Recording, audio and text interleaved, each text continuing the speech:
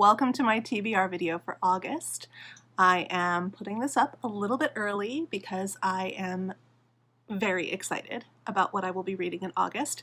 I am still finishing up my July TBR, which has been a bit of a mess because of all of the change and moving and upheaval. I'm sorry, I'm a little bit distracted. If you can hear construction, there is a building being built right next to my apartment, and sometimes the construction noise comes through. It may or may not be being picked up on this video, I don't know, but if you can hear it, it's actually pretty rare to hear them, so I'm a little bummed they're doing that right now, but that's okay, it'll probably stop, hopefully. Anyway, oh, there, it stopped. Anyway, I am extremely excited to share what I am going to be reading in the month of August. I am not going to be continuing just for August, but I'm not going to be continuing with all of the things that I have been doing methodically for the past year. So for the past year, every month I'm reading a Dickens, every other month I'm reading a Trollope, every month I'm reading a Irish Country Doctor, and every month almost every month, I'm playing Jenga, Reduce My TBR. So all of these books that I am about to read are not part of either of those things. So I'm so excited about this because it feels like summer break. I have one more month of freedom, literally. I go back to work on August 30th. So I have one more month of freedom to read whatever I want, whenever I want, and I'm going to take full advantage of it by doing a refresher for my TBR. So one of the things that I did to make this TBR was use a resource that I found from my library. So what I did was fill out a form that asked a lot of questions, but mainly it asked, what are some recent books that you've read and enjoyed? And I didn't know what to expect, but what I got back was this incredibly personable, incredibly detailed email, but it was like a letter, really, it was supposed to be 5 recommendations, but so many more recommendations that I had to pick and choose. I said that 5 books that I had recently read and enjoyed were A Town Like Alice, The Witch of Eye, Second First Impressions, Miss Pettigrew Lives for a Day, and New Girl in Little Cove. I also mentioned some books that I had specifically disliked recently, and everything that I talked about, even as what I would consider an aside, was addressed in this letter. It was such a beautiful, beautiful letter. And not only did it explain, like, these are the books that I would recommend for you, but this is why I would recommend it. This is the connection that I'm making. I don't know if that will work for you, but this is the connection that I make between the two. So it goes so much further than, like, A Town Like Alice. Oh, that's about the Pacific Theater during World War II. So here's another book about the Pacific Theater during World War II, which is what I kind of feel like most recommendations are. Or like, oh, The Witch of Eye. That's a book of essays. Here's another book of essays. That's not what I was looking for, and that's not what I got.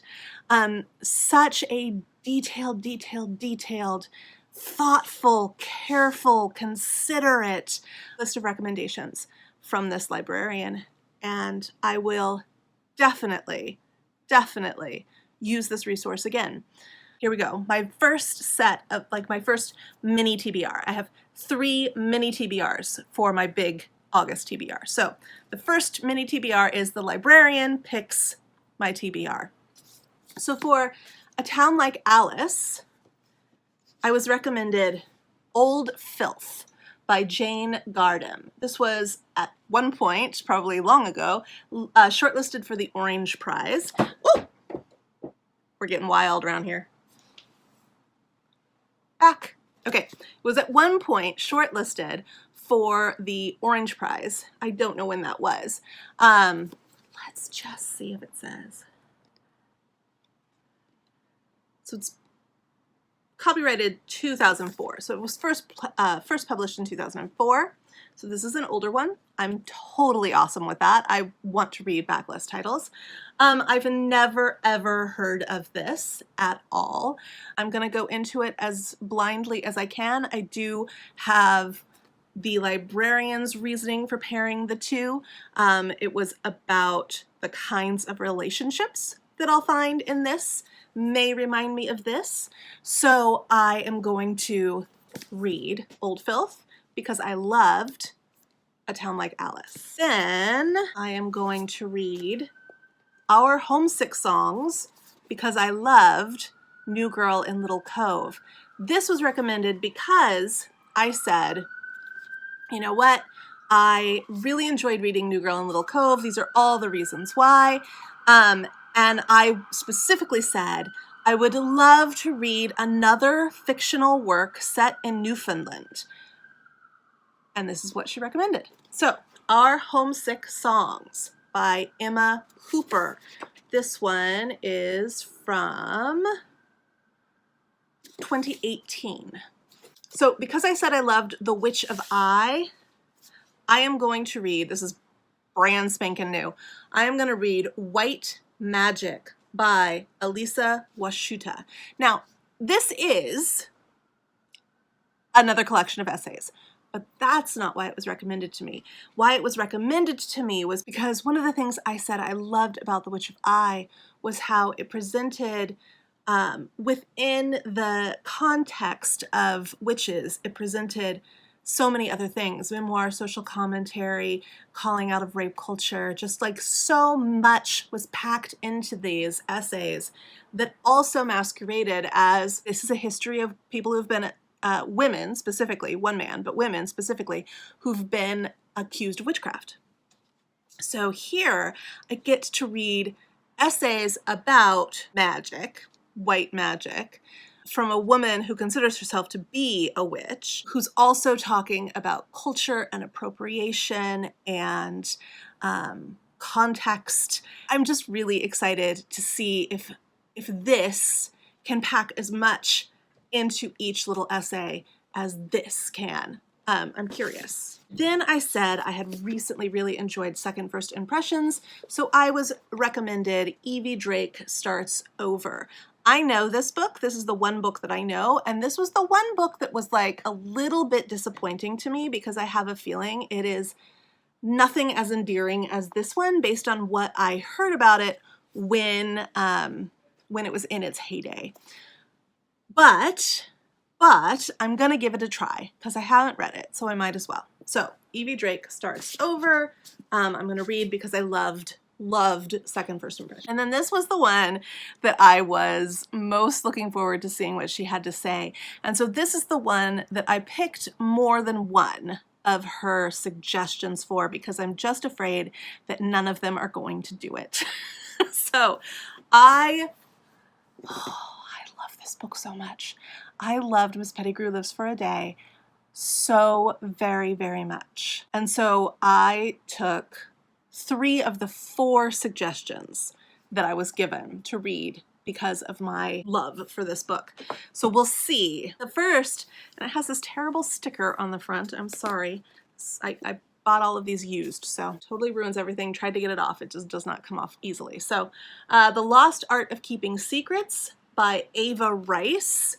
This is a backlist from 2006. Miss Hargreaves, which is a backlist or first published in 1940.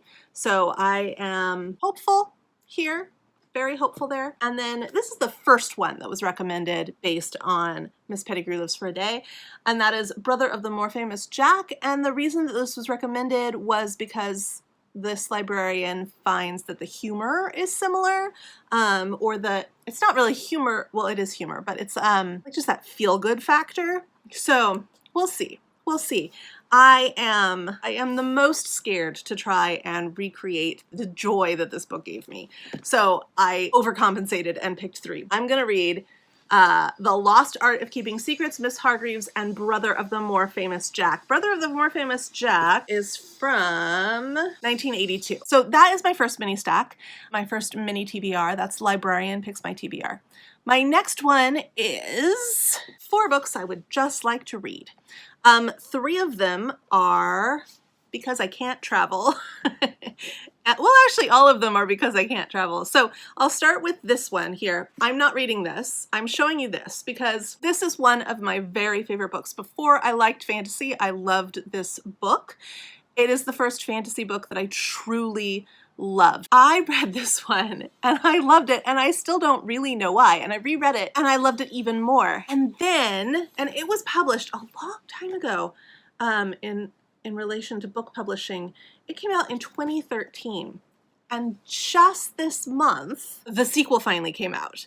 And so I'm going to read the sequel, which is How to Talk to a Goddess and Other Lessons in Real Magic. It is the sequel to The Thinking Woman's Guide to Real Magic.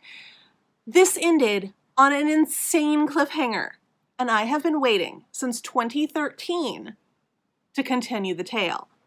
Now, in 2021, we finally get the second installment. George R.R. Martin vibes? I don't know. But I'm so excited. I had given up hope that this would ever be released. But it has been released, and I'm going to read this and get lost in it. And I say that it's because I can't travel, because worlds upon worlds upon worlds upon worlds are presented in this book. So I'm assuming the same will happen here. And then the other 3 are all about places I can go to and wish I could go to. First, we have Alone Time, 4 seasons, 4 cities, and the pleasures of solitude. So this author travels alone, Stephanie Rosenbloom, which I love doing. I love traveling alone. In fact, this time 5 years ago, Facebook tells me I had just woken up for my very first morning of a month of mornings in London. And I wish so heartily that I were doing that again right now. And then 3 or 4 years ago, no, 3 or 2 years ago, no, 3 years ago. 3 years ago, I was in Paris on my own and absolutely loving every minute of it. I want to do that again. So I saw this, Alone Time, and I was like, oh, maybe that'll help. Maybe that'll help. She's going to be in Paris, Istanbul, Florence, and New York, covering all 4 seasons, covering the course of a year. I am so excited to read this, and hopefully it doesn't make me want to go to Istanbul and Florence. I've never been. But I can't go right now. Then I also have The Kingdom of Women, Life, Love, and Death in China's Hidden Mountains. So this takes place in a small foothill people group of the Himalayas, and I used to live in the Himalayas. I also lived in Tibet. I really, really, really, really love that corner of the world and those people, and so I'm excited to read this and revisit. I think this reads more like a sociology text, but I'm cool with that. I'm so cool with that. Excited to get into this.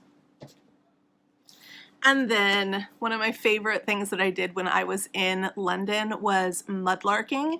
Now you have to have a license to do it and stuff, but at that summer, we didn't. I just joined one of the London walks, paid £10.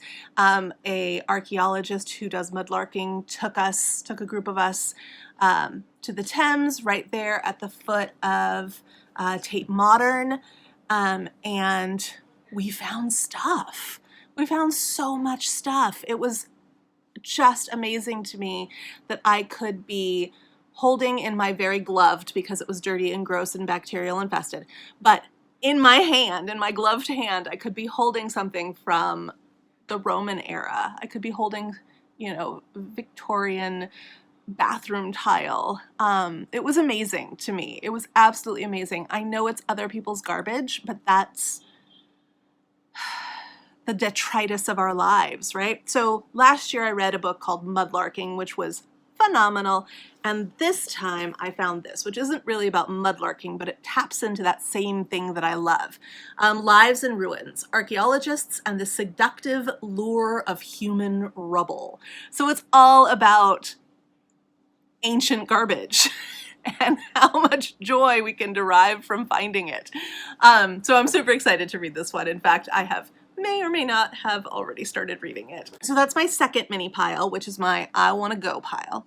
And then finally, I have my last one, my last pile of books that I want to read this month or in August. These are books that the internet has recommended to me. So I don't like direct retellings of books, but I do like intelligent nods towards classics that I love. So I went through and I read up on many books about some of my favorite books. So I've got pairs here. I'm not going to read the old classics for these pairs. These are some of my very These are some of my very favorite old classics. I know them by heart. I am not going to reread them, but I am going to read the books that nod at them. There's one in here that I would consider a direct retelling, but the way that they're approaching it, I'm okay with it. Otherwise, everything else is just inspired by its classic counterpart. So first on my stack here, these are in no particular order. First on my stack is The Crucible. I absolutely love The Crucible.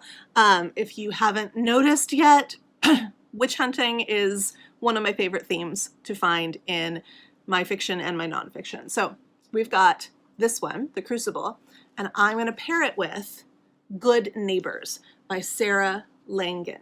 On the back it says it's a modern-day crucible. Good Neighbors brilliantly explores the ease with which a careless word can wreak havoc and the terrifying power of mob mentality.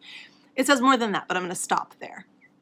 I'm really looking forward to reading this one. I hope that it is awesome in its own right while hinting at The Crucible. Jane Eyre. This is the second copy of Jane Eyre I ever purchased, and I got it because my first copy totally fell apart. But you can see this one has been well loved. I've probably read this like maybe over 100 times. I got this one when I was 16. It is a Bantam classic, and it has tiny little writing, and I really should get myself a new copy of Jane Eyre. This is my only copy that I own of Jane Eyre. We've got Jane Eyre, and I am going to read The Flight of Gemma Hardy by Margot Livesey. I got mixed reviews on this one, but I'm gonna go with it anyway. It feels loving. It feels like a loving reinterpretation of Jane Eyre. So I'm gonna go with it and see how I feel about it. The next book that I love is Dracula. I read this in my teens as well, and I just fell absolutely deeply in love with this. I don't like Dracula movies, and I'm not interested in vampires in general. You know, I know vampires are a pretty popular topic. I just really loved this story, this book, which is saying a lot because much of this is written in epistolary format, and I don't enjoy letter-driven narrative. So, that being said, this is the only book on this stack that I feel is a direct retelling, and it is retold, it's Thrall, by Avon Gale and Rowan Parrish, and it is told through texts and emails and phone calls and video footage. So I don't know how I'm going to get on with this, but I was so intrigued by what it's trying to do with this story that I decided to give it a try. So, Little Women, absolutely love Little Women. So I'm going to read The Spring Girls. This says, 4 sisters desperately seeking the blueprint to life. The Spring Girls are a force of nature on the New Orleans military base where they live. As different as they are, with their father on tour in Iraq and their mother hiding something, their fears are very much the same as they struggle to build lives they can be proud of and that will lift them out of their humble station in life. One year will determine all that their futures can become. So, again, not a direct retelling, but very much a nod to Little Women. Frankenstein, this book blows my mind all the time, not least of which because it was written by a young girl, not least of which because of who that young girl was, who she was the daughter of, who she was the wife of. I just love this book so much. But anyway, Frankenstein. This is the original 1818 text, which I always, always, always recommend be read. Always. Always. The original 1818 text is the one. But I am going to read This Monstrous Thing by Mackenzie Lee. It's in 1818 Geneva. Men built with clockwork parts live hidden away from society, cared for only by illegal mechanics called shadow boys.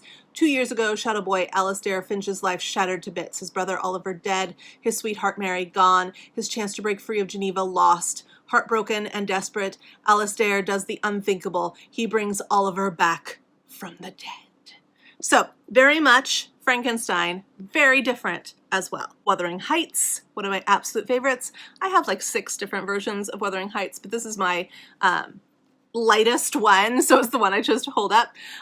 So Wuthering Heights by Emily Bronte, and I am going to read Salisbury Hill by Susan M. Weiler. The wind-swept moors of England, a grand rustic estate, a love story, one woman caught between 2 men who love her powerfully. Sounds like Wuthering Heights. We'll see. We'll see how it goes. And then finally, lastly, but not leastly, The Great Gatsby. I have grown to love The Great Gatsby and to really respect it through teaching it. I did not enjoy it when I just read it. So if you are an individual who has read it and gone, what is the big deal? That was me for years and years and years and years, for most of my life. But when I had to start teaching it, and I taught it 6 times a day for multiple weeks for 5 years in a row, I started to realize, whoa, this book is genius. So, absolutely love this book. Not expecting genius from its pairing, but I've paired it with The Necklace, a novel, a passionate novel of inheritance and betrayal by Claire Macmillan. 2 generations of Quincy women, a bewitching jazz-age beauty, and a young lawyer are bound by a spectacular and mysterious necklace. So it says, imagine what it would be like for Tom and Daisy Buchanan's grandchildren to deal with the messes their grandparents made 80 years ago. You know, in The Great Gatsby, there's that ending bit where it talks about how they smash things up. They just smash things up and they move on.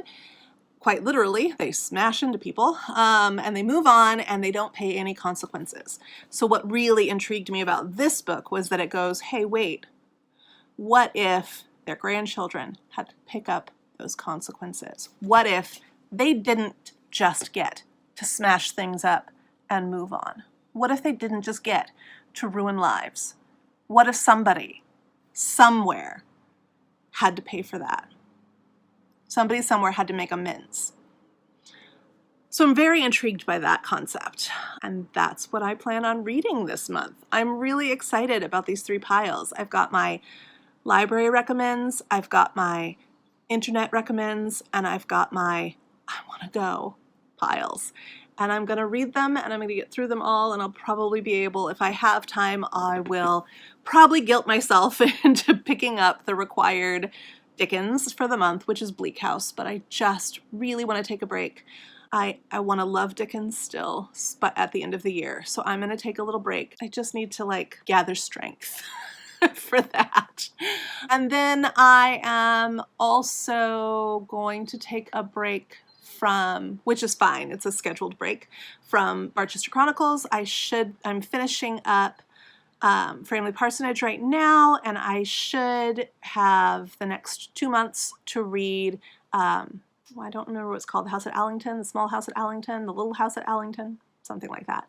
So I have August and September to read that one, and then October and November to read the very last one. I can't believe that I've made it through all of them. It's been rocky. Trollope and I are not a natural mix. So yeah, I won't be picking up any more Trollope, but I do feel committed to finishing this series. So I'm going to take a break from all of those and just focus on reading some books that I just really want to escape into. But also, I can't travel, but I can definitely go to my local art museum to see an amazing Monet exhibit that is coming through. I'm excited about that. The last time I saw Monet, I was in Paris. I love Monet. Maybe that is cliche or basic. I don't know. I love Monet. I love pointillism. So I am excited to see how he is presented here in my local art museum. And so I already have tickets booked for that, and then I also have tickets to go to the aquarium, which I will be doing this month. I think I'm doing that this weekend. I need to double check, but I'm also going to the aquarium, and if that is this month, then I will definitely put some footage from that visit into my wrap-up video for July. Yeah, that's what's happening over here with reading plans. Let me know what you're planning on reading. Let me know how you're finishing up your summer vacation if you've got one. I've definitely been in positions where I have not gotten a summer vacation. I've worked all summer, so I feel for you if you are not one of the people who gets excited because of summer vacation. And yeah, let me know. Let me know if you've read any of these. Let me know if you liked any of them. Let me know if you hated any of them. Actually, don't. Don't let me know if you hated them. Let me know if you liked them. I'll let you know if I hated them. Yeah, anyway, thanks for sticking around to the very, very end. If you enjoy these videos, go ahead and subscribe. I haven't asked people to subscribe in a long time, but I know how it is. I only subscribe to people who I really want to see. So if you really want to see me, go ahead and subscribe. I will see you around in a wrap-up video in about a week, and until then, happy reading!